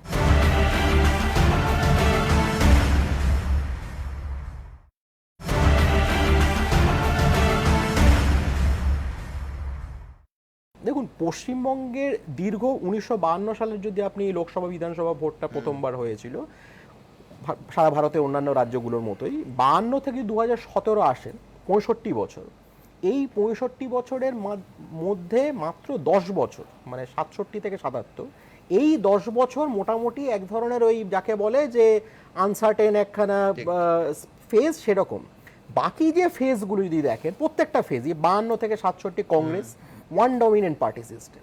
একটা বিরোধী একজন কেউ আছে, কিন্তু যে পার্টি শাসন করছে তার একটা একদলীয় এক ধরনের শাসন। আপনি ধরো 77 থেকে 2011 একদলীয় শাসন। আবার তৃণমূলের ট্রেন্ডটাও কিন্তু মোটামুটি ওই দিকেই যাচ্ছে, যে পশ্চিমবঙ্গের যে বৃহত্তর যে ট্রেন্ড, যে ওয়ান ডমিনেন্ট পার্টি সিস্টেম, এটা কিন্তু এখন কিছুদিন চলবে। এবার তাহলে বিরোধীরা আজকে এই ট্রেন্ডটা যদি চলে, তার মানে হচ্ছে বিরোধীরা কোথাও না কোথাও তারা ভুল থেকে শিক্ষা নিচ্ছে। বামেদের ক্ষেত্রে এবং বিজেপির ক্ষেত্রে দুটো ক্ষেত্রেই যেটা হয়েছে পশ্চিমবঙ্গে, বামেরা দীর্ঘ 34 বছর ক্ষমতায় থাকার ফলে অপোজিশন পলিটিক্স বলতে ঠিক কি বোঝায় অপোজিশন পলিটিক্সটা কি, যেটা বামেরা 40-এর দশক, 50-এর দশক, 60-এর দশকে যেটা করতো, করে এক ধরনের লিডারশিপ এসছিল, সেই লিডারশিপরা হয় মারা গেছে কিংবা বয়স হয়ে গেছে, রিটায়ার করে গেছে। ফলে ক্ষমতায় থাকার ফলে অপোজিশন পলিটিক্সটা ঠিক কি করা হয়, কারণ 6টা বছর তো হয়ে গেল, কোনো বৃহত্তর কিন্তু কোনো জন আন্দোলন দেখা যায়নি। উল্টো দিকে আমি বামেদের যদি আমি অন্য দিক দিয়ে দেখেন, পলিটিক্যাল ট্যাকটিক্যাল লাইনে সবসময় একটা কনফিউশন আছে, কংগ্রেসের সঙ্গে যাব কি যাব না, সেটা সেন্ট্রাল কমিটির মধ্যে সমস্যা, আচ্ছা রাজ্য কমিটির মধ্যেই সেখানে অন্য ভিন্ন পথ নিয়ে মানে পার্টি ভাঙা টাঙার কথা হচ্ছে। তো এরকম একটা অবস্থাতে মানুষ তাহলে বামেদের ওপর ভরসা করবে কি করে? তৃতীয় যেটা আইডিওলজিক্যাল একটা সমস্যা বামেদের ক্ষেত্রে হচ্ছে, দেখুন গোটা পৃথিবী জুড়ে কিন্তু ট্র্যাডিশনাল যে কমিউনিস্ট পার্টি ধরে যে ধরনের রাজনীতি, সেটা কিন্তু আজকের পৃথিবীতে বাতিল হয়ে যাচ্ছে। যেটা হচ্ছে এক ধরনের নতুন ধরনের সোশ্যাল ডেমোক্রেটিক ফোর্স, যেটা কিন্তু নব উদারবাদের বিরুদ্ধে কিন্তু দাঁড়াচ্ছে। সেটা আপনি ল্যাটিন আমেরিকাতে দেখুন, সে ভেনেজুয়েলা বলুন কিংবা আপনার বলিভিয়া বলুন কিংবা ইকুয়েডর বলুন, কিংবা হাল আমলের ইংল্যান্ডের জেরেমি করবিনকে বলুন, কিংবা গ্রিসের সিরিজাকে বলুন, কিংবা স্পেনের পোডেমসকে বলুন, যে তারা হচ্ছে একটা প্ল্যাটফর্ম পলিটিক্স করছে নব উদারবাদের বিরুদ্ধে, একদম খুব ফোকাস তাদের লড়াই। সেখান থেকে কোনোভাবে নিও লেফটদের এখানে পশ্চিমবঙ্গের আশেপাশেও দেখতে পাচ্ছি না, দেখতে পাচ্ছি না তো। আমি বলছি যে লেফটের এইখান থেকে একটা শেখার কথা, কারণ যেটা লেফট যেটা করছে, মানে এখানকার সিপিএম যেটা করছে, সেটা যে ওল্ড ট্র্যাডিশনাল যে সোশ্যাল ডেমোক্রেসি ছিল, অর্থাৎ জার্মান সোশ্যাল ডেমোক্রেটিক পার্টি কিংবা ব্রিটেনের যে লেবার মানে পুরোনো ব্লেয়ারাইট যে লেবার পার্টি, তাদের আইডিওলজিক্যাল লাইনে কিন্তু চলে যাচ্ছে। বারবার নব উদারবাদের সঙ্গে একটা কম্প্রোমাইজ হচ্ছে, আচ্ছা কংগ্রেসের সঙ্গে যাবো কি যাবো, এই যে ঝামেলাগুলো হচ্ছে। এবার বিজেপির ক্ষেত্রে আসুন, বিজেপিও এখানে এটা মুশকিল হচ্ছে যে বিজেপিরও যে লিডারশিপটা কিন্তু খুব নতুন, তারাও এখানটায় যে অপোজিশন পলিটিক্সটা বলতে ঠিক কি, যেটা অন্য রাজ্যে তারা হয়তো করে এসছে একটা সময় কংগ্রেসের বিরুদ্ধে, কিন্তু এখানটা তারা জানে না। ফলে এই দুটো যায়, কিন্তু এর মধ্যে থেকে একটা বিজেপির সিলভার লাইনিং আমি এটা দেখছি, সেটা হচ্ছে বিজেপি কিন্তু কনসিস্টেন্টলি বেশ কয়েকটা নির্বাচনে উত্তরবঙ্গের যে জেলাগুলো, বিশেষ করে কোচবিহার, জলপাইগুড়ি, এই যে জায়গাগুলো, আলিপুরদুয়ার, এই জায়গাগুলো কিন্তু ভোটটা পাচ্ছে। মানে আপনি 2016 সালের যদি বিধানসভা নির্বাচনটাও দেখেন, তাহলে সেক্ষেত্রে কিন্তু বাকি যে দক্ষিণবঙ্গের যে জেলাগুলোর থেকে উত্তরবঙ্গের এই 3টে জেলার গড় ভোট অনেক বেশি, এবং এখানেও দেখা যাচ্ছে ধূপগুড়িতেও তারা 4টে সিট। তিনি বিতর্কিত চরিত্র, তিনি শটান জয়েন করলেন বিজেপিতে, কিন্তু নিট ফল হলো 0। তিনি লক্ষণ শেঠ। হলদিয়ার ফলাফল আমাদের সামনেই রয়েছে, দেখুন। তাকে বলা হতো তিনি নাকি হলদিয়ার মুকুটহীন সম্রাট। বাম আমলে তার আঙুলের ইশারায় নাকি বাঘে গরুতে এক ঘাটে জল খেত। এরকম ব্যাকগ্রাউন্ডের একজন নেতাকে পেয়ে হলদিয়ায় পদ্ম ফোটানোর স্বপ্ন দেখেছিল বিজেপি, কিন্তু পুরো ভোটে কাজে এলো না লক্ষণ ম্যাজিক। লক্ষণ শেঠ নামটা শুনলেই কারো মনে ভেসে ওঠে নন্দীগ্রাম কাণ্ড, কারো আবার মনে পড়ে যায় আইকেয়ারের কথা, যে স্বেচ্ছাসেবী সংস্থা ঘিরে বারবার উঠেছে অনিয়মের অভিযোগ। সিপিএম থেকে বহিষ্কৃত হওয়ার পর এহেন লক্ষণ শেঠকেই দলে টানে বিজেপি।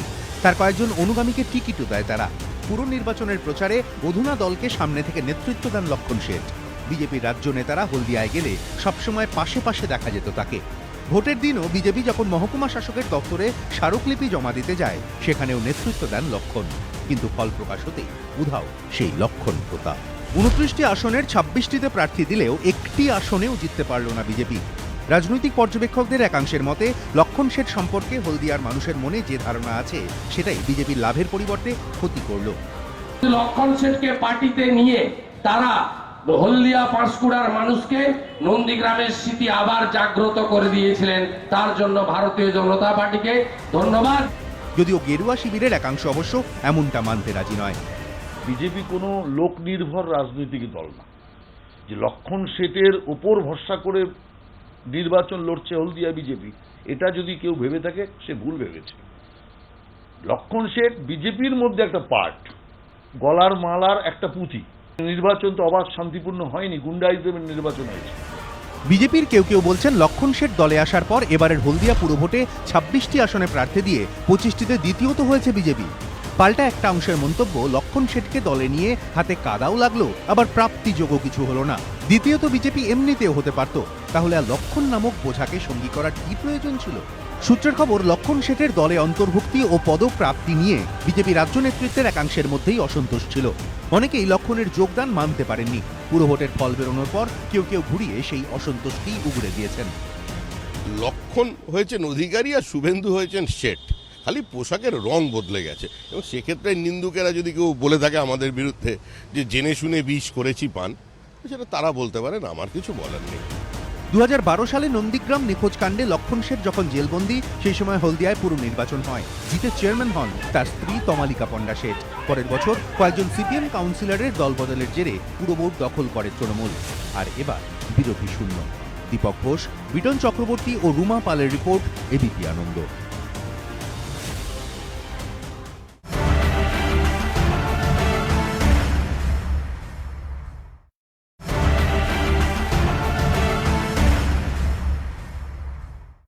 অম্বুজা, একে বলে মজুরি না পোষানো। কেন আমি এই কথা বলছি? যে নন্দীগ্রামের গোটা দায়টা যার ওপর বামফ্রন্ট চাপিয়ে দিয়েছিল, পরবর্তীকালে নানা বিষয়ে তদন্ত হয় তার বিরুদ্ধে, সিপিএম থেকে যিনি বহিষ্কৃত, তার হাসপাতাল নিয়ে দুর্নীতির অভিযোগ হচ্ছে, তাকে আপনারা নিয়ে নিলেন এবং ওই রকম একজন বিতর্কিত চরিত্র, কিন্তু নিট ফল আমি দেখালাম যে শূন্য। এখন সব জায়গাতেই নাটক, বুঝলেন তো? এই ভদ্রলোকের হয়েছে কি, যখনই ইলেকশন আসে তার আগে কেস সাজানো থাকে, এই পিরিয়ড থেকে এই পিরিয়ড, ইলেকশন শেষ হয়ে গেলে, রেজাল্ট বেরিয়ে গেলে উনি নর্মাল ঘুরে বেড়াচ্ছেন। ইলেকশনের ঠিক আগে উনাকে যেমন নিলেন কেন? আমাদের তো কিছু করেন, পুলিশ এসব করছে, পুলিশ সিআইডি। না না, পুলিশ তো আর আপনাদের বিজেপিতে যেতে বলে না। বিজেপিতে নিলেন কেন? আমরা নিয়েছিলাম রামকৃষ্ণের কথা ভেবে, যে পাপকে ঘৃণা করো, পাপী কেন, এইটাই করেছিলাম আমরা। আচ্ছা, পরিবর্তন এই তো ডেঞ্জারাস কথা। এই যে এতক্ষণ রিগিং বললেন, যারা রিগিং করছেন তাদের সবাইকে নিয়ে নিলেন, আবার বলবেন যে রিগিং আমরা করব। এই যে ধরুন তৃণমূল থেকে সব নেতারা আসবেন, রিগিংটা তৃণমূল থেকে নেতারা আসবেন, তাদের আমরা সময় দেবো রেকটিফিকেশনের জন্য, ওনারা চরিত্র পরিবর্তন করবেন। তৃণমূল থেকে আমাদের কোন নেতৃত্ব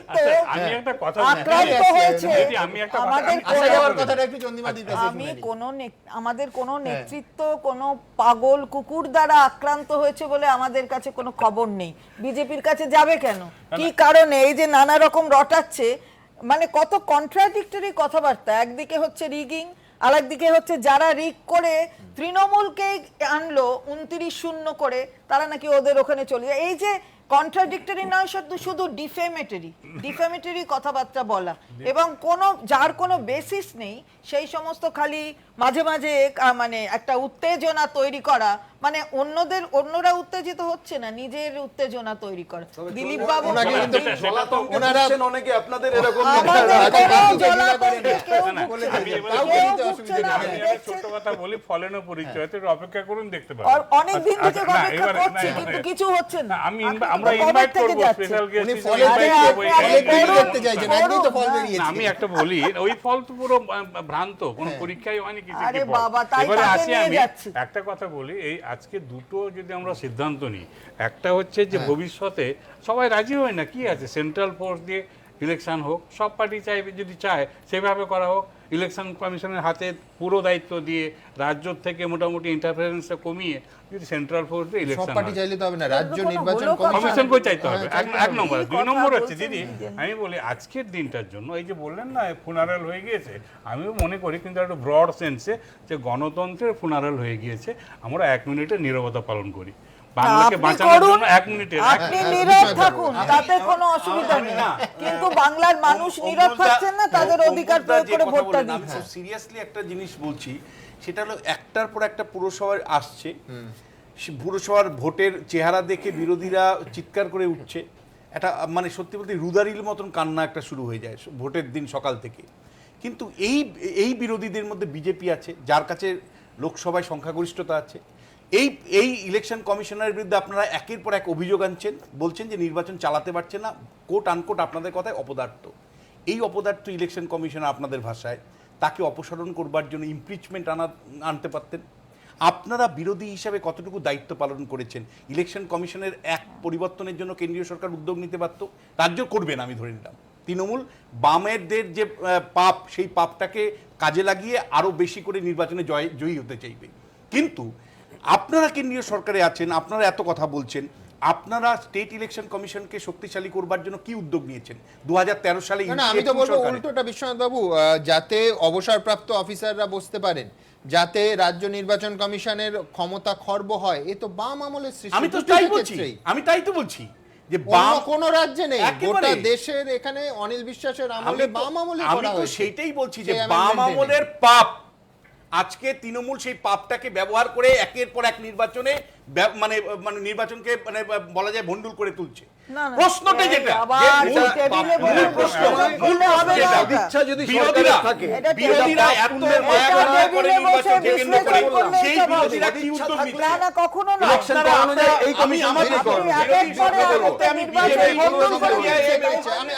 তারা পার্লামেন্টে কি দায়িত্ব পালন করছে? পার্লামেন্টে কি তারা ইমপিচমেন্ট কোনো অবলম্বন করছে যার মধ্য দিয়ে এই স্টেট ইলেকশন কমিশনারকে সরানো যায়? পার্লামেন্টে কি তারা কোনো উদ্যোগ নিচ্ছে যার মধ্য দিয়ে আইন তৈরি করে সংবিধান সংশোধন করে? এটা তো সংবিধান সংশোধন 73-74তম সংবিধান সংশোধনের মাধ্যমে এসেছিল। আমার প্রশ্ন বিজেপি এই রাজ্যে আমার প্রশ্ন বিজেপি তো পার্লামেন্টে হ্যাঁ কেন নয় কেন? আপনার তো প্রভিশন আছে। না না প্রভিশন থাকলো, কিন্তু আমি বলছি আপনি দেখুন আপনি নিজে বলছেন এই স্টেট ইলেকশন কমিশন ঠিকমতো ইলেকশন কন্ডাক্ট করতে পারছে না। বিজেপি তাই বলছে, হ্যাঁ বিজেপি তাই বলছে, কংগ্রেস তাই বলছে, সিপিআইএম দল তাই বলছে। তাহলে তিনটে বিরোধী দল তারা পার্লামেন্টে কি উদ্যোগ নিয়েছে বিরোধী দল হিসাবে যার মধ্য দিয়ে ইমপিচমেন্ট এনে ইনাকে অপসারণ করা যায়? অথবা কি আইনের প্রভিশন নিয়েছেন? আপনারা ইলেকশন আসলে একটা লড়াই আইনে হয়, কিন্তু মাঠে ময়দানের লড়াই অনেক বেশি জরুরি। এটা পাপ পুণ্যের প্রশ্ন নয়। যে বসছেন বা যারা বসছেন ইলেকশন কমিশনে, যদি সরকারের সদিচ্ছা থাকে তাহলে হচ্ছে এই নির্বাচন কমিশনারের সিলেকশন তেমনই হতে পারে, অর্থাৎ যিনি মুখ দেখে হ্যাঁ না বলবেন না, তিনি দুটোই যা বলবেন, পাঁচটাই যা বলবেন, এই এক কথা তিনি বলবেন না। ফলে এটা সদিচ্ছার প্রশ্ন, এবং এই সদিচ্ছা ওপর থেকে নিচে এটা শুধুমাত্র বিমলদার কাছে আমার একটাই প্রশ্ন, পঞ্চায়েত নির্বাচন যখন বামেদের সূর্য একেবারে মধ্য গগনে, তখন ফ্রি অ্যান্ড ফেয়ার ইলেকশন হতো, অবাধ এবং শান্তিপূর্ণ নির্বাচন হতো পঞ্চায়েত লেভেলে। সকলেই জানে কি হতো, সেই সময়কার খবরের কাগজ সব ন্যাশনাল লাইব্রেরিতে পাওয়া যায়, আরো অনেক জায়গায় দেখলেই বোঝা যাবে কি হতো না হতো, সেগুলো ছেড়ে দিন। আমার এই লক্ষণ সেটা আলোচনা আপনারা করছিলেন না, একজন ব্যক্তি আমার কাছে এত গুরুত্বপূর্ণ নয়, কিন্তু তারপরেও কথাটা আলোচনার মধ্যে এলো যে হলদিয়া পুরসভাতে বিজেপি এতটা খারাপ করলো কেন? হ্যাঁ সেকেন্ড হয়েছে, ঠিক আছে, এমনি সেকেন্ড হতো, তার জন্য কতখানি লক্ষণ সেটার কৃতিত্ব আমি জানি না, কিন্তু আমার একটা অদ্ভুত মানে কনফ্লিক্টিং সিগন্যাল আসছে। আমি নিজে মনে করি রাজনীতিতে ওই ভাড়াটে সৈন্য দিয়ে যুদ্ধে যেটা মুশকিল। এবং লক্ষণ শেঠ হঠাৎ করে বিজেপি হয়ে গেলেন, এতদিন যারা সেখানে বিজেপি রাজনীতিটা করতো তারা কিভাবে নেবে? বাম থেকে বিজেপি না, মাঝে একটা দলও করলেন, তারপর উনি আবার মিশিয়ে দিলেন বিজেপিতে চলে এলেন। কিন্তু নন্দীগ্রাম ঘটনায় লক্ষণ শেঠের কি ভূমিকা আমরা সকলে জানি। নন্দীগ্রাম এইরকম ভয়ঙ্কর ম্যাসাক্কার ঘটতো না উনি যদি পার্টিকে ভুল না বোঝাতেন, পার্টিও তার কথাতেই ওই কাণ্ডটি করেছে। সেই লক্ষণ শেঠ বিজেপির কাছে কতখানি সম্পদ হবেন, কতখানি বার্ডেন হবেন, এটা একটা প্রশ্ন। দ্বিতীয়, লক্ষণ শেঠকে নেওয়ার ফলে স্থানীয় বিজেপি নেতৃত্ব কিরকম ভাবে নিয়েছেন সেটা একটা প্রশ্ন। আবার এটাও তো সত্যি, আপনি আসামে দেখুন, আসামে বিজেপি জিতলো, জেতার কিন্তু প্রধান কারিগর কংগ্রেস থেকে আসা একজন মানুষ। তৃণমূল কংগ্রেসও তো এই যে সেট অফ পিপল যাচ্ছে না, কিন্তু সেটা সম্পদ হচ্ছে কিনা সেটা বলুন। তৃণমূল কংগ্রেসে জেতার ক্ষেত্রে একদল গুরুত্বপূর্ণ মমতা ব্যানার্জি, সেখানে অন্য কারো সকলেরই ভূমিকা আছে, কিন্তু ওখানে মমতা ব্যানার্জির ভাবমূর্তিটা গুরুত্বপূর্ণ। তৃণমূল কংগ্রেস আমি যেটা বলছি ইনফিলট্রেশন আছে, যে আপনি বাকি গুরুত্ব তো আছে, মমতা ব্যানার্জি সমস্ত আমার কথা এখানে থেকে লোক যাচ্ছে, মানে সেই বিষয়ে আমি আসবো। তার আগে আরেকটা বিষয় আপনাদের সামনে হাজির করব, যেটা দেখাতে আমাদের মোটেই ভালো লাগছে না। এই বিপুল জয়ের পরও অনুব্রত মণ্ডল বলছেন যে সুরটা, যে কথাটা গণতান্ত্রিক মনোভাবের সঙ্গে যায় বলে আমাদের মনে হচ্ছে না। অনুব্রত মণ্ডল যথারীতি বিতর্কিত আরেকটা কথা বলেছেন যে দুটি ওয়ার্ডে তৃণমূল প্রার্থী জেতেননি, সেই দুটি ওয়ার্ডে উন্নয়নই হবে না। দেখুন কি বলেছেন, তারপর চন্দ্রিমাদির কাছে আসবো। গোটা নহাটিতে উন্নয়ন গুরুত্ব দেবো, কিন্তু 1 নম্বর ওয়ার্ডে কোনো উন্নয়ন হবে না, 8 নম্বর ওয়ার্ডে কোনো উন্নয়ন হবে না। ভোটে জিততেই অনুব্রত মণ্ডলের স্পষ্ট হুমকি, নলহাটি পুরসভার যেখানে তৃণমূল জিতেছে সেখানে উন্নয়ন হবে, আর যেখানে অন্যরা জিতেছে সেখানে উন্নয়ন হবে না। কিন্তু খোদ তৃণমূল মহাসচিব তো বলছেন মানুষ উন্নয়নের স্বপ্নেই আস্থা দেখিয়েছে। যে অপপ্রচার বিজেপি, কংগ্রেস, সিপিএম প্রায় সবাই মিলেই করেছে, তার বিরুদ্ধে উন্নয়নের সপক্ষে মমতা বন্দ্যোপাধ্যায়ের নেতৃত্বের প্রতি মানুষের অগাধ বিশ্বাস আছে, ছিল, আগামী দিনেও থাকবে, তার ইঙ্গিত। বিরোধীদের প্রশ্ন, এটাই কি তৃণমূলের কাছে গণতন্ত্র? উন্নয়ন নিয়ে খোলাখুলি রাজনীতি করতেও এখন ভয় পাচ্ছে না তারা? বিরোধী মতামতকে এভাবে চেপে দেওয়া কি গণতন্ত্রে কাম্য? সিপিএমের জেলা সম্পাদক মনসা হাঁসদার কটাক্ষ, এটাই তৃণমূলের রাজনীতি। ওরা টাকা দিয়ে ভয় দেখিয়ে মানুষকে কিনতে চায়। আমরা মানুষের পাশে আছি। কংগ্রেসের দাবি, এই মন্তব্যে স্পষ্ট নলহাটি পুরসভার 16টি ওয়ার্ডের মধ্যে 14টি ওয়ার্ডে তৃণমূল কিভাবে জিতেছে। আমাদের কাছে এটা জেলার বিভিন্ন প্রান্ত থেকে আসা সমাজবিরোধী ভোট লুটেরারা কে কোথায় কোন বুথে কত বেশি ভোট লুট করে নেতৃত্বকে খুশি করতে পারলেন, এটা তার গণনা। এই রায় মানুষের রায় নয়, এটা ভোট গণনার রায় নয়। নলহাটি পুরসভায় ভোটের প্রচার পর্বে অনুব্রত দাবি করেন 16টি ওয়ার্ডের সবকটিতে তৃণমূল জিতবে, যদিও শেষমেশ এই ভবিষ্যৎবাণী মেলেনি। 1 নম্বর ওয়ার্ড যেখানে ফরওয়ার্ড ব্লকের প্রার্থী জিতেছেন, আর 8 নম্বর ওয়ার্ড যেখানে নির্দল প্রার্থী জয়ী হয়েছেন। আর মাত্র 2টি আসনে জিততে না পেরেই হুমকি দিয়ে বসলেন বীরভূম জেলা তৃণমূল সভাপতি। 1 নম্বর ওয়ার্ডে কোনো উন্নয়ন হবে না, 8 নম্বর ওয়ার্ডে কোনো উন্নয়ন হবে না। বিরোধীরা অবশ্য বলছে বীরভূমে ভোট আর অনুব্রতর হুমকি এখন কার্যত সমার্থক। তা নিয়ে কখনো অভিযোগ দায়ের হয়েছে, কখনো নির্বাচন কমিশন শোকজ করেছে, কিন্তু অনুব্রত আছেন অনুব্রততেই। গোপাল চট্টোপাধ্যায়, এবিপি আনন্দ, বীরভূম।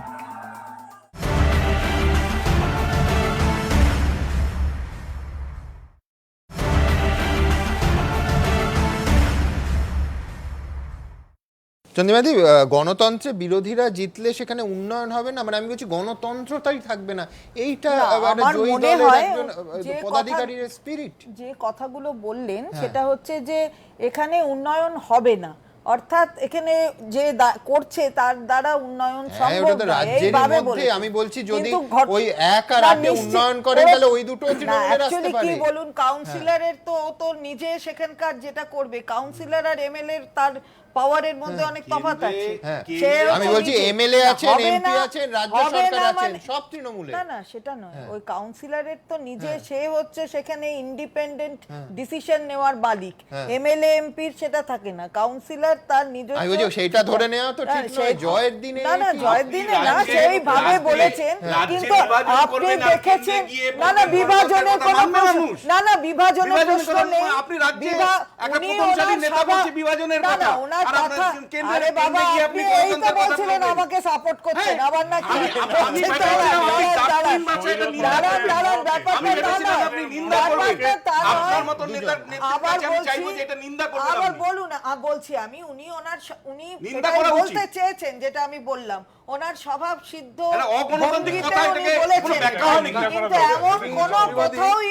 এমন কোথাও কেউ নজির কিংবা দৃষ্টান্ত দেখাতে পারবে না যে আমাদের মমতা বন্দ্যোপাধ্যায় মাননীয় মুখ্যমন্ত্রীর নেতৃত্বে কোনো জায়গায় এই ধরনের কোন বিভাজন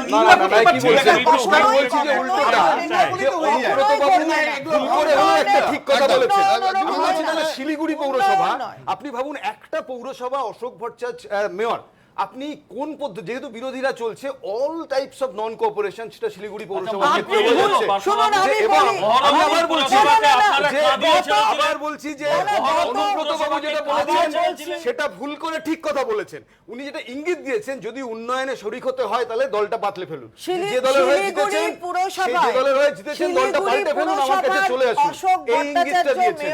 এবং তিনি যে পরিমাণ আর্থিক অবরোধের শিকার হচ্ছেন, কিংবা আপনি খবর রাখেননি, একটি যখন বিলের পরিপ্রেক্ষিতে তিনি ভাষণ দিচ্ছিলেন, তারপরে পুরমন্ত্রী বলে দিয়েছেন যে কত টাকা কোন কোন পুরসভা নিয়েছে, এবং সেখানে শিলিগুড়িও বাদ যায়নি। যে চিঠি লিখেছেন আপনাদের কাছে, সেই চিঠির প্রতিলিপি সব কাগজে ছাপা হয়েছে, যেখানে বঞ্চনার অভিযোগ, যেখানে বিরোধীরা রয়েছে, সব জায়গায় টাকা দেওয়া হয়েছে। কোথাও প্রপোর্শনাল ফান্ডিং পাননি, আপনি খরচ করতে না পারেন, এটাই তাহলে অন্য কথা।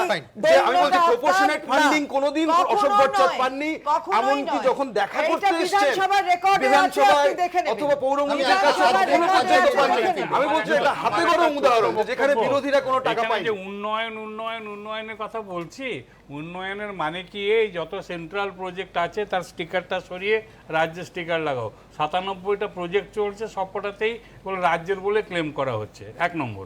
2 নম্বর, রাজ্য তো আপনার ঋণের ফাঁদে জড়িয়ে গেছে, 3,66,000 কোটি টাকা লোন সামনের মার্চের হিসেব, রাজ্যের হিসেব। আমি বলেছি এটা বললেন না যে সেন্ট্রাল প্রজেক্টগুলোর প্রত্যেকটা বরাদ্দ কিন্তু কমে গেছে। না না মজার শুধু তাই নয়, সেন্ট্রাল প্রজেক্টে 100% টাকা আপনি কোনটায় দেন বলুন তো? আমি বলি আপনাকে, আমি আচ্ছা ঠিক আছে, প্রজেক্ট চলছে, আপনারা কি এটা বলে বলছেন দিচ্ছেন, না, এটা কি বলে বলছেন দিচ্ছেন যে প্রধানমন্ত্রী সেন্ট্রাল গ্রাম সেচ করবো, যোজনা আমরা টাকা দেবো, 100% টাকা সেন্ট্রাল গভর্নমেন্ট না বহু প্রজেক্ট আছে মানে এখন হেলথে কত টাকা দেন? 50 আপনি দেন, 50 আমরা দিলে আজকে নির্বাচন আমি সুমনদা আপনাকে এই আজকের এই নির্বাচনী ইয়েতে আলোচনাতে আমি বলেছি যে তৃণমূলের এখনো যার জনভিত্তি আছে তা নিয়ে কিন্তু সংশয়ের কোনো জায়গা নেই। 50% ভোট পাওয়ার মতো জায়গা, কিন্তু এই যে 50তে 85-এ নিয়ে যাওয়া, এই ছবিটা গত 2012 সাল থেকে মানে ক্ষমতায় আসার 1 বছর পর থেকেই একদম প্রতিটি নির্বাচনে খুলবেন একই ছবি প্রত্যেকটা কাগজে আপনি পাচ্ছেন। আমার প্রশ্ন যে শাসক দল এর থেকে কি শেখার কিছু নেই? ফাইন, বিমল নন্দ। না একটা কথা বলি, সেটা হচ্ছে আমি আর একটু পেছে 1977 থেকে আপনি যদি একের পর এক ভোট দেখেন, 2011, 2014 এবং 2016 বাদ দিলে বিতর্ক সমস্ত নির্বাচন নিয়ে হয়েছে। তারপরে আমরা আলোচনা করেছি, তারপরেও বিরোধীরা স্ট্র্যাটেজি ঠিক করেছে, তারপরেও পশ্চিমবঙ্গে রাজনৈতিক পরিবর্তন 2009, কেন 2009 ডেফিনেটলি 2009, 2009, 2011, 2014, 2016 এই ভোটগুলো নিয়ে কেউ কখনো প্রশ্ন প্রেস কনফারেন্স করে স্ট্র্যাটেজি হয়েছে। আসলে এখানে রাজনৈতিক বদলের জন্য যেটা দরকার সেটা হচ্ছে মাস মুভমেন্ট। আপনি মমতা ব্যানার্জিকে পছন্দ করুন না করুন এটা নিয়ে তো অস্বীকার করার উপায় নেই, তিনি মাস মুভমেন্ট করেছেন, সিপিএমকে সরিয়েছেন। যখন অপরচুন মোমেন্ট ছিল উনি বুঝেছিলেন যে এখানে আন্দোলনের জায়গা আছে, আন্দোলন করেছেন। দেখুন ওই সময় ভারতীয় জনতা পার্টি কিন্তু আন্দোলন তো করেনি, যখন মানুষ ফুঁসছে ভারতীয় জনতা পার্টি আন্দোলন করেনি। রাজনীতিটা বড্ড নির্মম, আপনি যদি একবার ভুল করেন আপনাকে কিন্তু পিছিয়ে দেবে। যেটা 2011 সালে তৃণমূল কিন্তু ভুল করেছিল, পরবর্তীকালে মমতা বন্দ্যোপাধ্যায় নিজেই বলেছেন যে ওই সময় ওইভাবে কেন্দ্রীয় সরকার ছেড়ে আসাটা ঠিক হয়নি, কারণ মানুষ ভালোভাবে নেয়নি।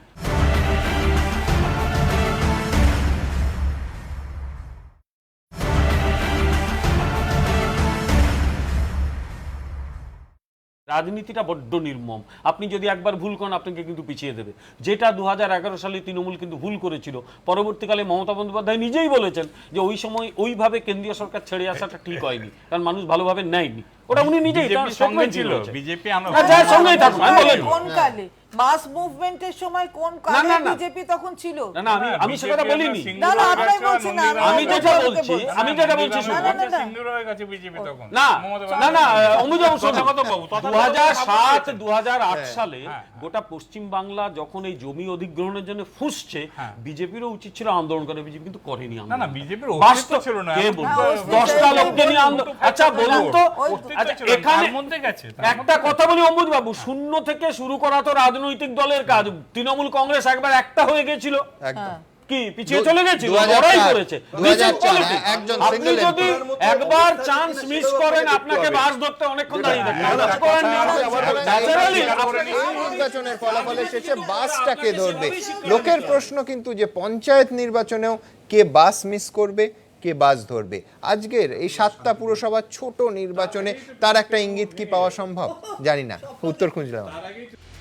মে মাসে 7-4, অগস্ট মাসে 7-7, অর্থাৎ মোট 14-11। 4 মাসের মধ্যে 2টি পুরভোটে এই হলো তৃণমূলের রিপোর্ট কার্ড, যা তাদের পঞ্চায়েত ভোটের লড়াইয়ে ঝাঁপিয়ে পড়তে বাড়তি অক্সিজেন যোগাবে বলে মত পর্যবেক্ষকদের একাংশের। অনেকে বলছেন বৃহস্পতিবারের 7 পুরসভার ভোটের ফল থেকে এটাও স্পষ্ট হয়ে গেল যে পঞ্চায়েতের লড়াইটা হতে চলেছে তৃণমূল বনাম বিজেপি। পরিসংখ্যানের নিরিখে এটাকে শেয়ানে লড়াই বলা যাবে না ঠিকই, কিন্তু কংগ্রেস সিপিএম লড়াই থেকে অনেকটাই দূরে চলে গেছে। বৃহস্পতিবার 7টি পুরসভার 148টি ওয়ার্ডের ফল প্রকাশিত হয়েছে, তার মধ্যে 140টি ওয়ার্ডে জিতেছে তৃণমূল। দ্বিতীয় স্থানে থাকা বিজেপি জিতেছে 6টি আসনে, তৃতীয় স্থানে থাকা ফরওয়ার্ড ব্লক জিতেছে মাত্র 1টি আসনে। অর্থাৎ ফার্স্ট বয়ের তুলনায় বহু পিছিয়ে থাকলেও সেকেন্ড বয় সেই বিজেপি। এখন যা দেখতে পাচ্ছি যে 80% নম্বর পেয়ে তৃণমূল ফার্স্ট হচ্ছে আর 20% নম্বর পেয়ে বিজেপি সেকেন্ড হচ্ছে। রইল বাকি কংগ্রেস আর সিপিএম, তাদেরকে দেখা যাচ্ছে না। পঞ্চায়েতের ক্ষেত্রেও তো মনে হয় রইল বাকি 2, তৃণমূল আর বিজেপি। বামেদের সরিয়ে বিজেপির দ্বিতীয় স্থানে উঠে আসার প্রবণতা অবশ্য বেশ কয়েকটি ভোটে দেখা গিয়েছে।